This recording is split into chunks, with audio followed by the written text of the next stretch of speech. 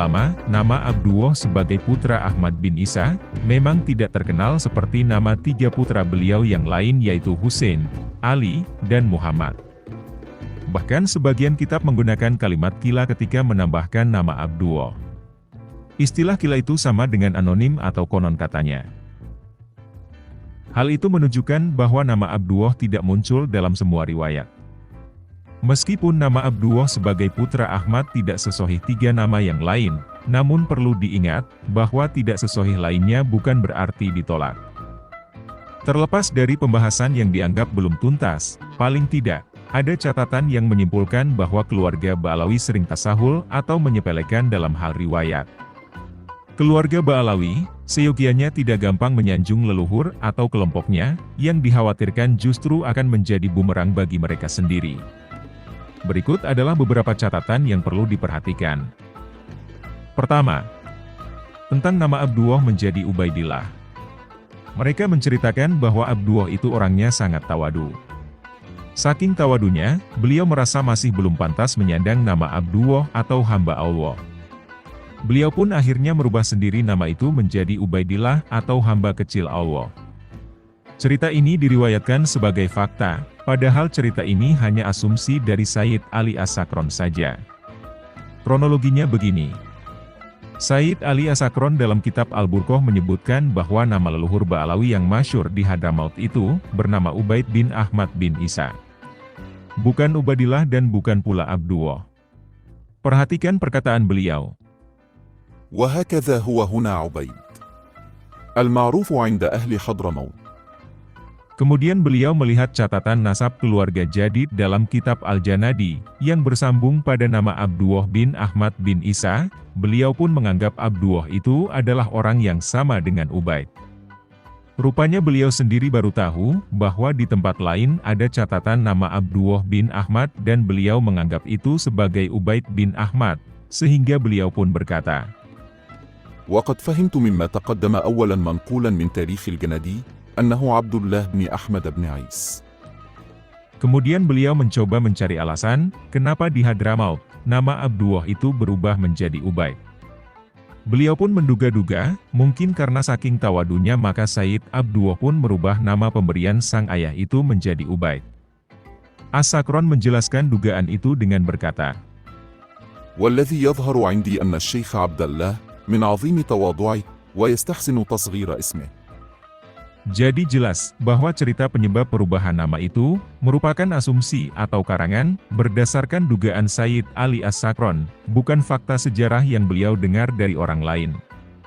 Nah, menyajikan cerita asumsi sebagai cerita fakta, jelas suatu kesalahan serius dalam ilmu riwayat.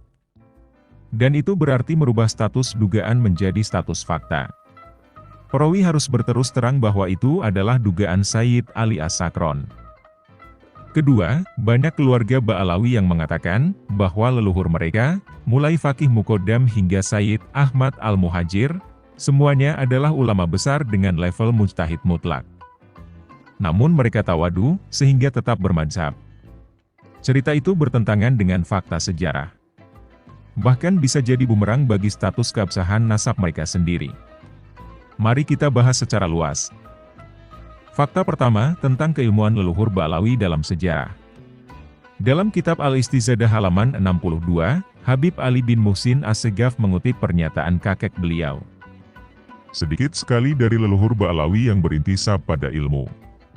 Para ulama ahli sejarah tidak memuji keilmuan kecuali pada Faqih Muqaddam dan Syahid Mirbat. Mereka tidak menyebut ayah Faqih Muqaddam selain dengan sebutan alim syufi. Juga tidak ada data yang menunjukkan bahwa Al-Muhajir luas ilmunya. Mereka juga tidak menyebut Ubaidillah, Muhammad bin Ubaidillah, Ali Al-Uraidi dan Ali Kholikosam sebagai ahli ilmu sama sekali.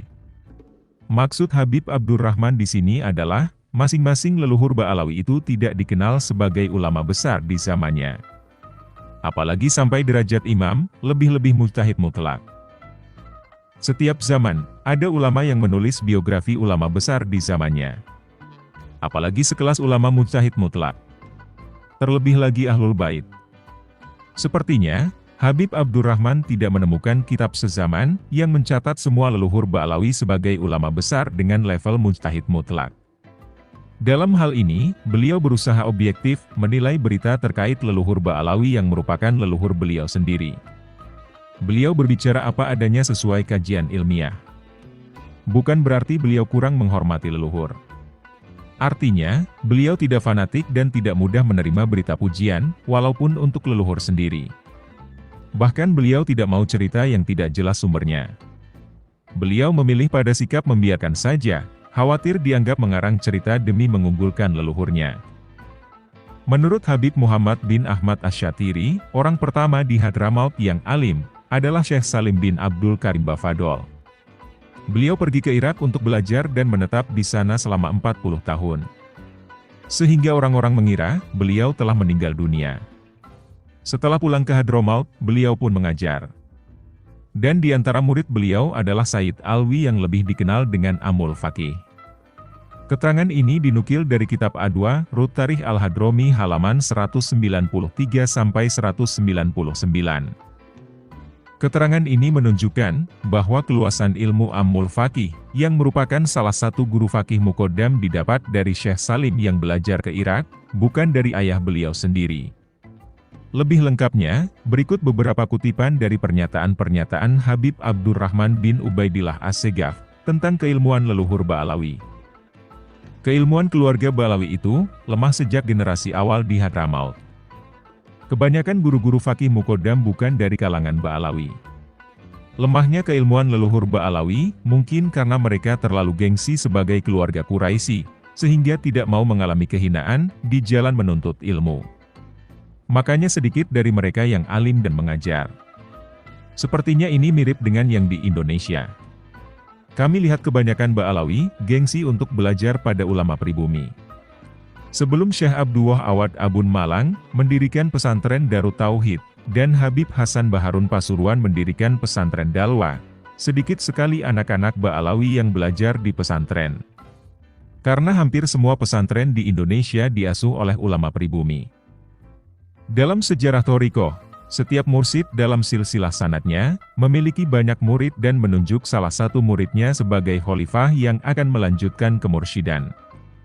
Kalau fakih muqaddam adalah orang pertama di Hadramaut yang meniti jalan tasawuf dan berthorikoh, lalu, bagaimana bisa habaib sekarang mengklaim bahwa sanad thorikoh fakih muqaddam didapat turun-temurun dari leluhur beliau?